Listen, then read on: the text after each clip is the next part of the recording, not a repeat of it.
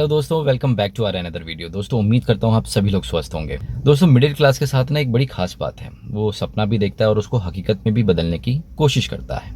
जो एक कॉमन सपना है ना मिडिल क्लास का, लोअर मिडिल क्लास का, अपर मिडिल क्लास का या लोअर इनकम ग्रुप का, वो है एक मकान लेने का। जब एक पिता बनकर कोई मकान लेता है तो वो यही देखता है कि वो अपने परिवार को, अपने बच्चों को एक सपनों का घर दे सके। और जब एक बच्चा बड़ा हो जाता है, ग्रेजुएशन कर लेता है, जॉब पे जाता है, तो उसका सपना होता है कि मैं माँ बाप को एक घर बना कर दूँ। हर एक इंसान लाइफ के हर एक पड़ाव में, डिफरेंट प्रोस्पेक्ट में, डिफरेंट एज ग्रुप में एक ही सपना जो है कॉमन, वो है अपने मकान का। उस मकान में रहने के लिए वो अपना बजट भी तय करता है और वो अपना बजट अपनी सैलरी या इनकम के बेसिस पर करता है। उसको मालूम है कि उसकी जिम्मेदारियां कितनी हैं, उसको मालूम है कि उसके खर्चे कितने हैं, उसके बाद उसको मालूम है कि वो कितना पैसा जोड़ सकता है। उसके बाद वो विचार करता है कि उसको अपने सपनों का घर लेना है, चाहे वो ऑथराइज लोकेशन पे लेना है, चाहे वो अनऑथराइज लोकेशन पे लेना है।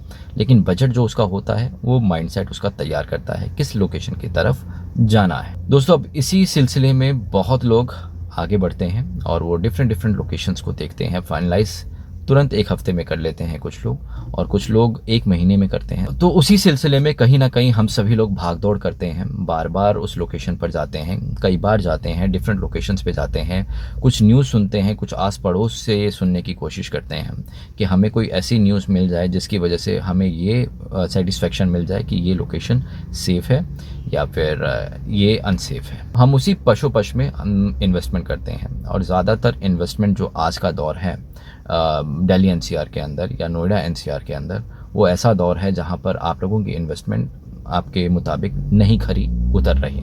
60% देखा गया है कि उस लोकेशन पर आपकी की हुई इन्वेस्टमेंट आपको रुलाती है। अगर मैं फ्लैट्स की बात करूं, बड़े बड़े बिल्डर और नामी बिल्डर की बात करूं, या मैं अनऑथराइज लोकेशन पर कटने वाले प्लॉट्स की बात करूं, या विला प्लॉट्स की बात करूं, या फिर फ्लैट्स की बात करूं, हर जगह से आपको वही न्यूज़ मिलती है कि कहीं पर रजिस्ट्री नहीं हो रही तो कहीं पर बुलडोज़र चलने वाला है, कोई अनधिकृत कॉलोनी है, कुछ कॉलोनी पुस्ता पे बनी हुई है तो कुछ कॉलोनी लाल डोरा पे बनी हुई है। इस तरीके की न्यूज़ जब आपको सुनने को मिलती है आफ्टर डूइंग द इन्वेस्टमेंट, तो आपका जो सपना होता है एक वो तो टूटता ही है, प्लस आपका फ्यूचर आपको ब्लैकआउट नज़र आता है।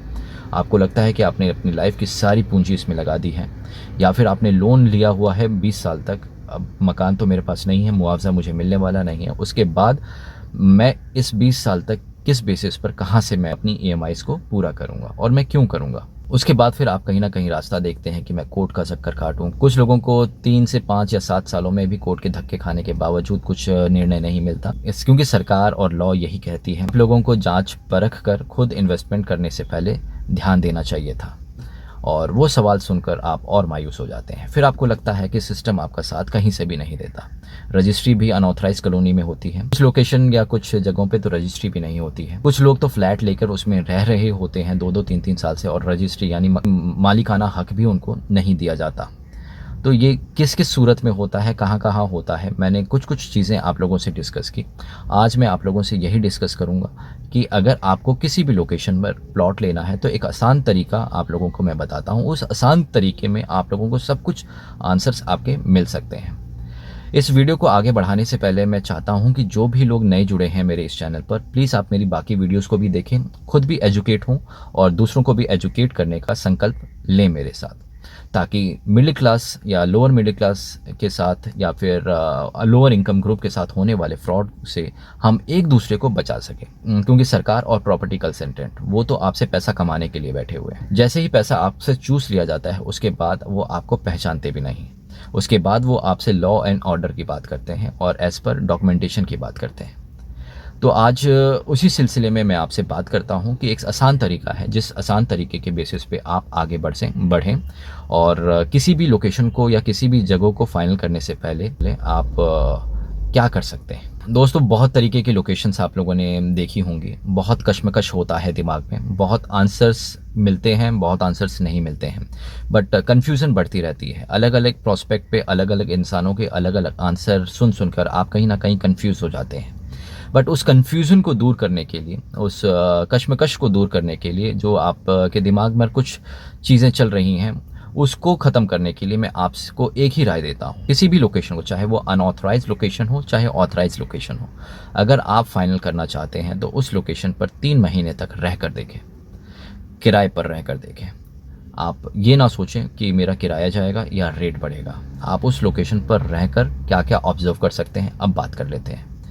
अगर मैं एग्जांपल के तौर पर लेता हूँ ग्रेटर नोएडा, जिसका आसमान छूता हुआ जो प्राइस है, और कई लोगों को मलाल रहता है कि काश मैंने इन्वेस्टमेंट कर दी होती, मैंने यूट्यूबर्स की बात नहीं सुनी होती, या फिर ये वो फलाना ढिमका, बहुत तरीके के क्वेश्चंस पूछे जाते हैं। दोस्तों, मैंने आप लोगों को मैंने तभी मना कर दिया था जब उसके रेट 65 और 70 चलते थे 120 मीटर के। 240 मीटर के जो प्लॉट्स थे या 250 मीटर के जो प्लॉट्स थे, उनके रेट लगभग 95 से लेके 1 करोड़ के आसपास तक चलते थे। 1 करोड़ 10 लाख भी नहीं था सर। उस टाइम पे ही मैंने आप लोगों को कहा था कि इस लोकेशन पर आप इन्वेस्टमेंट ना करें, क्योंकि ये लोकेशन आपके लिए रहने लायक नहीं है। मैंने कहा था कि अगर आप लोगों को इन्वेस्टमेंट करनी है तो इस लोकेशन पर आप इन्वेस्टमेंट पर्पस से कर सकते हैं, बट रहने के पर्पस से ये लोकेशन उस टाइम पे भी सही नहीं था। और मैंने आपको रीज़न दिया था अपनी इन वीडियोस के माध्यम से। जिसने मेरी वीडियोस नहीं देखी हैं, ग्रेटर नोएडा पे मैंने वीडियोस बनाई है और बराबर बनाई है, डिफरेंट टाइम जोन पर बनाई है, और आप उनको देखें, उनको समझें, उसके अकॉर्डिंगली ही आप अपना डिसीज़न लें। आज ये आसमान छूता हुआ प्राइस, पहले तो आप प्राइस को देखें, जो मैं प्राइस आप लोगों को दिखा रहा हूँ ये ऑन एवरेज प्राइसेस है सभी सेक्टर्स के। नॉर्मली मैंने डिफरेंट सेक्टर्स का नाम लेकर मैंने नहीं किया, बट ऑन एवरेज 10-15 लाख ऊपर नीचे होगा, अदरवाइज यही प्राइसेस चल रहे हैं करंट रेट पे। उस समय इसी लोकेशन पर कुछ दिन पहले मैं गया था। आज भी चीज़ें वहाँ पर बदली नहीं हैं दोस्तों। जो 3 साल पहले थी, 3 साल पहले मैंने वीडियो बनाई है, पहली 6 महीने पहले, 3 साल पहले जो हालात थे वही 6 महीने पहले हालात थे, और आज भी वही हालात है। उसके बावजूद अगर रेट हाई फाई बढ़ रहे हैं तो डेफिनेटली उस लोकेशन पर आम आदमी को नहीं लेना चाहिए। अगर आपके पास तब भी मुआवजा का पैसा पड़ा हुआ है, या फिर आप किसान हैं और आपको सरकार ने मुआवजा दिया हुआ है, आप लेना चाहते हैं, तो उस लोकेशन पर रेंट पर मकान लीजिए। तो रेंट पर अगर मकान लेंगे तो सारा दूध का दूध पानी का पानी आपको आंसर मिल जाएगा कि वहाँ से आपके ऑफिस की लोकेशन कितनी दूर है, आपकी राशन की दुकान कितनी दूर है, अगर अर्जेंटली आपको कुछ सामान चाहिए तो आप किस तरीके से आप उसको लेकर आ रहे हैं, एटीएम्स, बैंक्स, हॉस्पिटल्स कितने दूर हैं, और इस लोकेशन पर रेंट काफ़ी कम है, तो आप ये ऑप्शन ऑप्ट कर सकते हैं और उस लोकेशन पर रह सकते हैं। कितनी रिहाइश है और लोगों को कितनी सेटिस्फेक्शन है वहाँ रहने के बाद, ये आपको महसूस हो जाएगा। दोस्तों, 1 महीने के लिए नहीं, 3 महीने के लिए कम से कम लें। 3 महीना मैंने क्यों कहा आप लोगों से, क्योंकि आप भी किसी कंपनी में जाते हैं तो कंपनी आपको प्रोबेशन पीरियड में रखती है 3 महीने के लिए।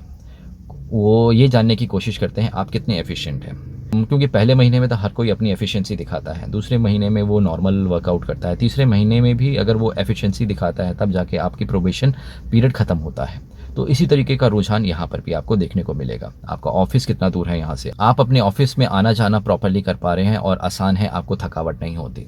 आप एटीएम्स, बैंक्स की अगर रिक्वायरमेंट होती है तो आपको ज़्यादा जूझना नहीं पड़ता, या फिर क्रिमिनल एक्टिविटीज़ के बारे में जो हम लोग आए दिन पढ़ते हैं कि किसी को लूटपाट हो गया बंधक बनाकर, या फिर चेन स्नैचिंग, फ़ोन स्नैचिंग, गुंडागर्दी, तो इस तरीके के हालात वहाँ पर सही हैं या नहीं हैं।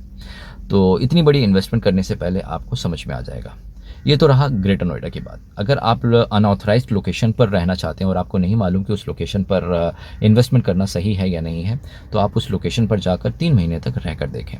ये 3 महीना ही आपको सब कुछ सिखा देगा या सब कुछ बता देगा कि इस लोकेशन के अंदर बढ़ते हुए दाम, या इस लोकेशन के अंदर इन्वेस्टमेंट करना कि बुलडोज़र ना चले, वो सारे क्वेश्चंस आपके पूरे हो जाएंगे। आपको समझ में आ जाएगा कि मैं रहने के लिए बहुत ईज़िली रह सकता हूँ या मेरे लिए टफ़ होगा इस लोकेशन पर रहना, क्योंकि सवाल और जवाब ना सरकार देगी ना प्रॉपर्टी डीलर देगा आपके। तो ये सवाल और जवाब आपको खुद खोजने होंगे आपके इन्वेस्टमेंट से पहले। तो हर तरीके का सवाल आपके दिमाग में आएगा, हर प्रॉस्पेक्ट से आपको सोचना है, बिकॉज़ आप फैमिली वाले हैं या फैमिली बनाने वाले हैं। आगे चलकर अगर आपकी फैमिली बढ़ती है तो डेफिनेटली आप सिक्योरिटी के बारे में तो सोचेंगे ही सोचेंगे। उसके बाद अवेलेबिलिटी के बारे में सोचेंगे कि सारे सामान आपको अवेलेबल हो जाए। उसके बाद आप ये भी सोचेंगे कि बुलडोज़र चलेगा कि नहीं चलेगा। उसके बाद आपको ये भी देखना है कि लाइट, बिजली, पानी का भी जो रिक्वायरमेंट है वो पूरा इस लोकेशन पे हो रहा है या नहीं हो रहा। रात के टाइम कितनी सेफ़ है और या फिर अनसेफ है आपकी लोकेशन। तो ये सारे जवाब आपको मिल जाएंगे उस लोकेशन पर रहने के बाद। तो उसी तरीके से आप अगर फ्लैट्स बाय करना चाहते हैं किसी भी बिल्डर का, तो उन फ्लैट्स में जाकर आप रहकर दे सकें और समझने की कोशिश कर सकें कि वहाँ पे रहने वाले रेजिडेंशियल लोगों की क्या क्या प्रॉब्लम्स हैं और क्या क्या तकरार हैं उस बिल्डर के साथ, या कुछ है नहीं, या फर्दर अगर आपको इन्वेस्टमेंट करनी है तो वहाँ पर रख रखाव कैसा है, मेंटेनेंस कैसा है, उस बिल्डर का बिहेवियर कैसा है लोगों के प्रति, लोगों का बिहेवियर कैसा है, मिलजुल कर रहने वाला है या नहीं है। तो आपको ये सारी चीज़ें समझ में आ जाएंगी। अगर आपको समझ में आ जाती हैं उसके बाद ही फर्दर आप इन्वेस्टमेंट के लिए जाएं किसी भी फ्लैट और विला को बाय करने से पहले। किसी भी लोकेशन के अगेंस्ट नहीं हूँ, मुझे सारी लोकेशन पसंद है, बट एज अ प्रैक्टिकल अगर मैं सोचूं, बात करूं कि अगर रहने के बाद क्या क्या चीज़ों की कमी हमें महसूस होती है, क्या क्या चीज़ें हम लोगों को फेस करनी पड़ती हैं, किन किन प्रॉब्लम से हमें गुजरना पड़ता है। किसी भी लोकेशन को मैं डिफेम नहीं कर रहा दोस्तों, सारी लोकेशन अच्छी हैं अगर रही जाए तो, लेकिन कुछ पॉइंट्स होते हैं जो मिडिल क्लास को ना मकान ख़रीदने के बाद समझ में आते हैं। उन पॉइंट्स के ऊपर मैं वर्कआउट करता हूँ। बहुत बेसिक पॉइंट्स हैं, बट इन पॉइंट्स के ऊपर अगर आप वर्कआउट करते हैं तो आपका कोई भी इन्वेस्टमेंट आपको इन्वेस्टमेंट करने के बाद आपको सुखद अनुभव ही देगा। चाहे आपका इन्वेस्टमेंट वो प्रॉपर्टी के लिए हो, चाहे आपका इन्वेस्टमेंट वो फाइनेंशियल इंस्ट्रूमेंट्स में हो, चाहे आपकी ग्रोथ के लिए किसी भी तरीके की इन्वेस्टमेंट हो। दोस्तों आप सोच समझ कर लेते हैं, प्रैक्टिकल बातों पर लेते हैं अपने डिसीजंस, या फिर उन बेसिक चीज़ों पर लेते हैं जो बेसिक चीज़ें देख देख कर आप बड़े हुए हैं। मैं ये नहीं कहता फैमिली के साथ आप शिफ्ट हों, 3 महीना एज अ बैचलर की लाइफ भी आप जी कर देखें और आपको सब कुछ समझ में आ जाएगा कि अगर मैं अपने माँ बाप के साथ यहाँ पे रहूँगा या अपनी बीवी बच्चों के साथ मैं यहाँ पे रहूँगा तो कितना कष्टदायी या फिर कितना सुखद अनुभव आपको मिल सकता है। तो मुझे लगता है कि जितने भी मैंने अभी तक आज तक के वीडियोस बनाई हैं उसमें जो सोल्यूशन मैंने आपको बताया वो बाय लॉ बताया है, बट आज का जो सोल्यूशन है वो by practical as a brother मैंने आप लोगों को बताया है। उस लोकेशन पर जाएं, 7,000 रुपये से लेके 10,000 रुपये 12,000 रुपये तक की लोकेशन की रेंट मिल रहे हैं। जो भी आपने क्वेश्चंस मेरे से आज तक पूछे हैं, चाहे खजूरी में अगर आपको लेना है, पुश्ता रोड पे लेना है, पूजा कॉलोनी के अंदर लेना है, सिद्धार्थ विहार में लेना है, ग्रेटर नोएडा में लेना है, नोएडा एक्सटेंशन में लेना है, या फिर नोएडा एक्सटेंशन में बनने वाले विलास में लेना है, सूरजपुर में लेना है, या फिर तिलपत्ता चौक में लेना है, कहीं पर भी आपको लेना है कोई भी चीज़, तो उनका जो रेंट चल रहा है वो 7,000 रुपये से लेके 12,000 रुपये चल रहा है। और अगर आप 30,000 रुपये लगा कर 3 महीने में आपको ये समझ में आ जाए कि हाँ ये लोकेशन कितना सुखद या फिर कितना प्रॉब्लमेटिक हो सकती है आपके लिए फ्यूचर के लिए, तो आपके लिए इससे बड़ा सोल्यूशन नहीं मिल सकता। इन सारे पॉइंट्स को प्लीज़ कंसीडर कीजिएगा, बिकॉज कहीं ना कहीं यही बेसिक चीज़ें आपकी लाइफ पर इम्पैक्ट करेंगी और की भी होंगी कहीं ना कहीं पास्ट में। ऑब्जर्व कीजिए अपने पास्ट को, जब आप छोटे होंगे और अपने माँ बाप के साथ रह रहे होंगे, माँ बाप का लाइफ में जूझना उस मकान को लेकर या अपनी जॉब को लेकर, और चाहे दूरी को लेकर, चाहे सामान को लेकर, बहुत सारी चीज़ें, उस टाइम ऑनलाइन नहीं होता था तो क्या क्या चीज़ें होती थी, तो बहुत सारी चीज़ों को आप ऑब्ज़र्व कीजिए, उसके अकॉर्डिंगली ही आपको वो सारी परेशानियों के बारे में समझ में आएगा, बिकॉज आपने उन परेशानियों को जिया है। और जब आपने उन परेशानियों को जिया है तो आज भी जब आपकी बारी आई है इन्वेस्टमेंट करने की तो आप उन पॉइंट्स को कंसीडर क्यों नहीं करते। उन पॉइंट्स को कंसीडर करें, बिकॉज जीना है तो लड़ना होगा, और जीने के लिए खाना भी होगा, और अच्छी दवाइयों की भी ज़रूरत पड़ेगी, स्वस्थ भी रहना होगा।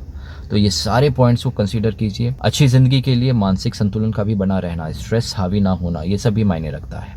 और स्ट्रेस हावी तब भी होता है जब आप जॉब की स्ट्रेस को लेकर आते हैं घर, और तब तक आपको समझ में आता है कि मुझे तो मसाला भी लेकर आना था, अब कौन जाएगा इतनी दूर, ऑनलाइन मंगा लो 2 दिन में आएगा या अगले दिन में आएगा, लेकिन उस टाइम कैसे करेंगे आप। अर्जेंट है, दवाई लेकर आना है, दवाई ख़त्म हो गई, बट क्या करें, दूर दूर तक सन्नाटा है और केमिस्ट की दुकान काफ़ी दूर है, मैं नहीं जा पाऊँगा या जा पाऊँगी। दोस्तों आज का जो दौर है वो दौर है जहाँ पर 7 बजे के बाद सुनसान जगहों पर लड़कों का भी निकलना सेफ़ नहीं है। हर प्रोस्पेक्ट से, स्नैचिंग के प्रोस्पेक्ट से, या लड़ाई झगड़े के प्रोस्पेक्ट से, छीना झपटी के प्रोस्पेक्ट से, या कुछ भी प्रोस्पेक्ट हो सकता है, तो हम कैसे उम्मीद करें कि हमारी बहू बेटियां भी सेफ़ रहेंगी। तो ऐसे माहौल में अगर आप अपना मकान ख़रीदते हैं या फाइनलाइज़ करते हैं तो प्लीज़ सोच समझ कर करें और पॉइंट्स को कंसीडर करके करें। धन्यवाद।